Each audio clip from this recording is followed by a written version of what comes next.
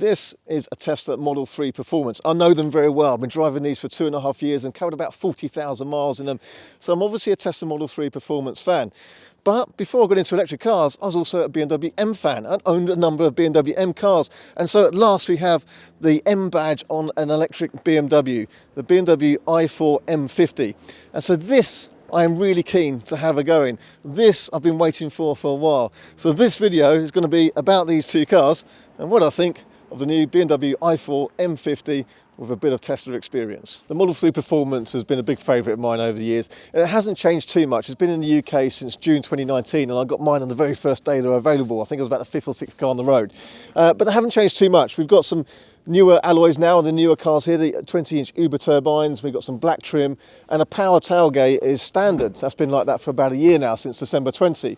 But there's two limiting factors for my personal enjoyment of a Model 3. One is it's a saloon only. It's not a hatchback. And with a family at home, it's much more useful to have a hatch for the practicality. And then I usually complain a little bit about the ride quality. It's a high performance car, but the ride quality is a tad fidgety at times. Maybe it's me getting old and a bit whingy, but those are the two things that I think are the main negatives of a Model 3 Performance. Not too much to moan about, but those are the two things that make me really interested in the i4 M50 because it has a hatchback and it has, although it has coils on the front, it has air suspension on the back of that BMW. So the ride comfort should be an improvement. And those two factors combined with my kind of old memories of enjoying my M cars, especially my E39 V8 M5, loved that car.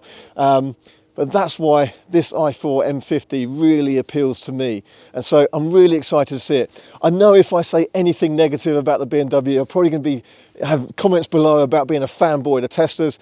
Well, I'm a fan of Teslas because they're really good. But I do genuinely have this interest and love, and I really want to like this BMW i4 M50. So certainly the way I picture this is that this is like an electric M3. But in the flesh, it's not as sporting looking as I thought it might be. So this is a BMW M3. It's a competition one, yes, but you can see here how it's far less aggressive looking. It doesn't have the scoops or the front splitter, doesn't have those stripes in the bonnet here. So it's not as aggressive. My phone's ringing, hang on. Thanks. It doesn't have the aggressive scoops at the front like this or the splitter. It doesn't have these vents in the bonnet, and it's nowhere near as flared and aggressive. So it's a much more subdued version than the M3. Again, it's different here. The skirts on the side aren't as distinctive, and the rear haunches here, you can see it's much flatter here compared to the profile of this one. So in the flesh, it's not as aggressive. Maybe this colour knocks it back a little bit, but it's quite toned down. Maybe that's a good thing, maybe that's a bad thing.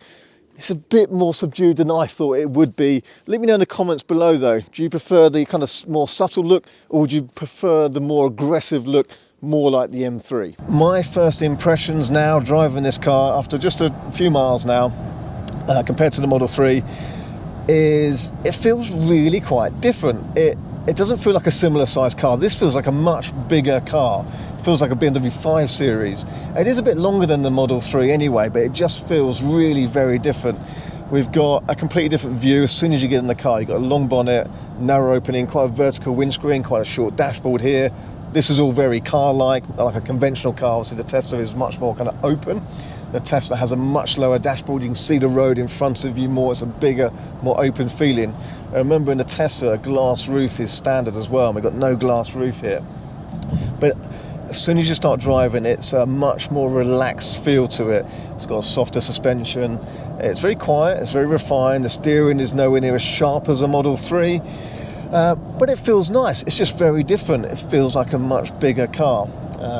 Whether that's a good thing or a bad thing, that's going to be down to your personal taste, but it feels like the more refined, larger, more luxurious car. As I just drive it now, come through some traffic in town and just cruising along a dual carriageway, it doesn't feel particularly aggressive or sporting. It doesn't feel like I'm driving a hardcore M car at all. It feels like a soft, refined 5 Series BMW sized cruiser. So no bad thing, you know, there's something I do like in the car. First impressions of performance, it's got to go right. I'm in sport mode now. Let me show you something. You're going to hear my foot hit the pedal and then it goes. There's a delay. It goes, yeah, then it picks up and it's quite quick. But it has that delay in the press of the throttle, which the Tesla doesn't have. The Tesla is like a fly, bang, and you're off. You know, it's an instant thing. This just has that delay. and then it kind of pulls in and starts pulling pretty hard. But I think because of that delay, it doesn't feel as quick. It doesn't feel anywhere near responsive. I'm in sport mode. Yeah, there we go. We start accelerating, and you know, it pulls. It's a fast car, but because of that kind of delay, even in the sport mode, it doesn't kind of feel as quick. Again, it feels like it's trying to move a heavier car. The Model 3 is much more responsive. So, yeah, it's quick, does things in a different way, but it's nowhere near as responsive as the Model 3. Can you hear that sound? Yeah, it makes a sound. It's okay. Do I prefer the sound in the Porsche Taycan? If I'm honest, yeah, I think I do, but it's nice to have the sound. You can turn it off, but I do quite have, you know, the augmented sounds that create a mixture of opinions. I quite like having it when you're in a sport mode. Let's just relax back to comfort now. There we go. That's even softer throttle response, but you've still got the performance if you want it there for sure. You can feel it's an autobahn car. This could pick up some hefty speed, cruise along very softly. But let's now go to Comfort or Eco Pro. Yeah, comfortable cruiser. But I just wanted to make a note about that kind of delay in the throttle response. After the Tesla Model 3, it's just got that delay and it's kind of kicked down. It's almost like kicking down in an auto gearbox. Again, it feels more like a combustion car, really. So there we go. It's quick, but not as responsive. It's now 6:15 in the evening. We're just approaching work, which is about 4 miles away. However, cold weather efficiency on this car is not brilliant. So I've only got 6 miles of range. So we should be fine. I'm not worrying. I'm driving along quite normally, but we're down to 3% of the battery, 6 miles of range. Give me power, I think. I mean, if I put my foot down, yeah, I've got power. I don't know if it's full power, but it picks up okay. I can't go any quicker than that along here because there's too many animals crossing the road. So good though, these headlights. I'm not going to take the risk and go too quickly, but we're going to cut it pretty fine for a range here. Maybe we won't even make it. Maybe we'll get to find out what it's like when a BMW i4 runs out of battery. But I'm not going to worry about it. What I always look at really is how many miles it is until where I'm going and how many miles of range the car has. Obviously, you don't want that to go into the negative. But it'd be quite interesting to see. Should we just drive it till it runs out? That'd be quite good fun, really. How are we doing for time? I'm going to be home for dinner. I must say, on these bumpy country roads, it still absorbs these bumps nicely. It's a very relaxing car. It definitely doesn't feel like a brutal M car. This just feels like a luxury soft riding saloon. There's a bit of punch in it, but it doesn't feel like a hardcore M car right now, that's for sure. Here we go. Drive power reduced. That's come up in the head-up display and on the dashboard here. Must charge. 2% battery remaining. We're going to push this car straight to the range limit on the first afternoon and evening we've got it. Wow. 2%. No, we should be fine. So it is reducing power. I mean, let's have a look. Oh, I can still accelerate pretty good. Doesn't feel like reduced power. I mean, let's just make sure I'm in Eco Pro. Let's make sure we eke out every last bit. Don't think it makes any difference now. We're good. 2%, 5 miles left, and I think I've got about 2 miles to go. Well, I might carry on driving it, get to zero, to see if it gets to zero. Okay, I'm down to range of 0%, nothing, still going. Put my foot down, just about. I mean, it's very predictable. There's no reason that anybody should ever run out of electric suddenly on the motorway, you know, like a combustion engine, just stop. Pretty good power up until just a couple of % of battery left, but I'm going round in circles around the industrial state of our unit, and it's just gradually losing more and more power, but I'm still doing 20, 30 miles an hour fine. I could do a bit more than that if I could in this area, so it's creeping along, but I'd suffice to say at 0% and 0 miles of range, you don't really have anything left. If I was on the motorway now, I'd be getting off at the next exit because it'd be slowing down. I don't think it would be doing 60 miles per hour at the moment, but it's still going. And from my experience with most EVs, what they tend to do is just gradually lose more and more power. So I wasn't planning to do this experiment tonight, driving around our industrial estate in the night, but as we arrive with just so little left, it'd be interesting to see if there was much spare and what really happens when you get to 0% battery. So here we are. This is it. This is 0%, and it's still going. Not with a lot of power, but it's still going. Let's bring it to a halt here. Now, the cold weather does seem to have affected the efficiency of this car quite badly. This was 100% charged this morning, not by me, but I'm assured that this morning this was 100% charged. It's been up and down the motorway and used for some filming, etc. But it's done 173.9 miles as I speak right now. I can eke a little bit more out of it, but not much. So that is way off its range. It is particularly cold today. It's 2 degrees Celsius now, so it's been cold all day. It's been, stop-start all day, so it's not been a day of getting efficiency out of the car by any stretch. However, it is a little bit disappointing. It's not more efficient than it is proving to be. So I'm just going around down industrial state, walking speed. I'm going to put my foot down now.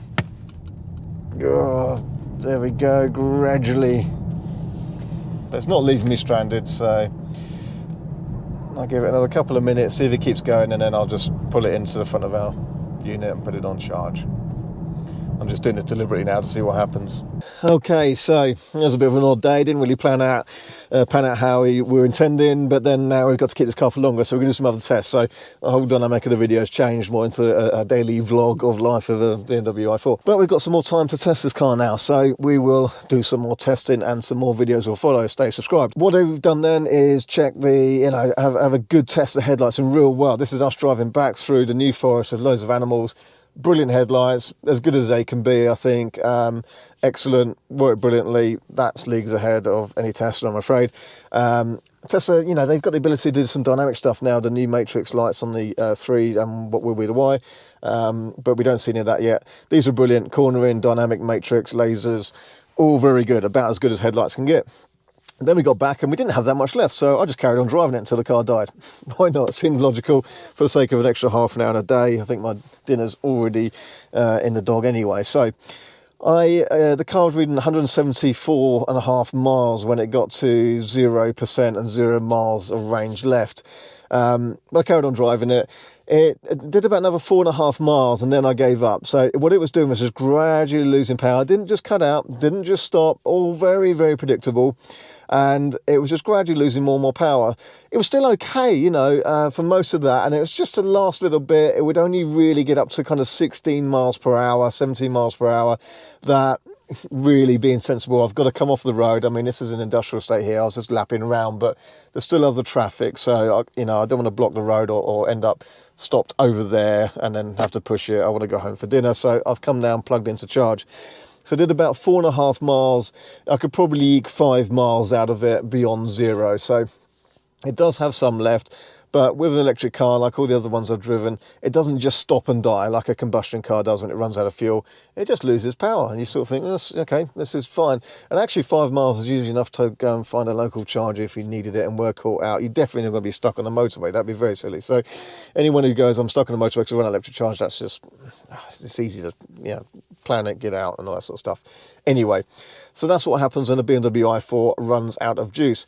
Bit of a disappointing range, so that was 179, nearly 180 miles from 100% this morning until now.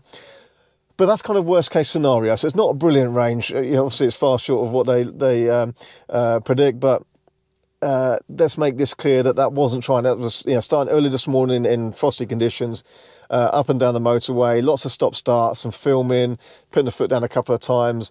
It's definitely not been for efficiency. Now the last section was 108 miles where we drove in convoy with the Model 3, and in that section I averaged the 2.6 miles per kilowatt hour. That would prorata out actually with usable battery capacity of a bit over 200 miles, about 208, 210 miles I think it would be, which still isn't brilliant. It should be more, so I'd like to see more, but the good thing is we've got this car for a little bit longer to test it more thoroughly, so we'll do that. We'll do some stuff alongside the Model 3. So I'm going to call it a wrap for the first day there. I think although it didn't pan out how we wanted it, we've done quite a lot and got to get a bit of a feel for the car. Is it a direct rival to the Model 3 performance? I sort of don't think it is really. First impressions, it just feels like an electric BMW 5 Series. Much more soft and luxurious and sort of comfortable, and not as sharp and dynamic and edgy as the Model 3. So, yeah, quite a different car. But let's get to know it a bit more, and there'll be more videos to follow, so stay subscribed. Thank you for watching this one, and we shall see you on the next one soon. Oh, by the way, so it's just plugged in now, so it's 7 p.m. These are 3-phase chargers. It's providing 11 kilowatts. That will have this car fully charged 100% at 4:19 tomorrow morning. So it'll all be ready to go, and we'll do some more testing then. Good night for now. Thanks for watching. Hey everyone, thanks for watching our videos. If you like our content and want to see more, don't forget to not only subscribe, but also hit the bell icon for notifications so you don't miss any new videos as they're uploaded. Plus, we're also on Instagram. Just look up R Simons or RSEV. We're on Facebook and Twitter. So lots of news, stories and things as we go on each one of those channels.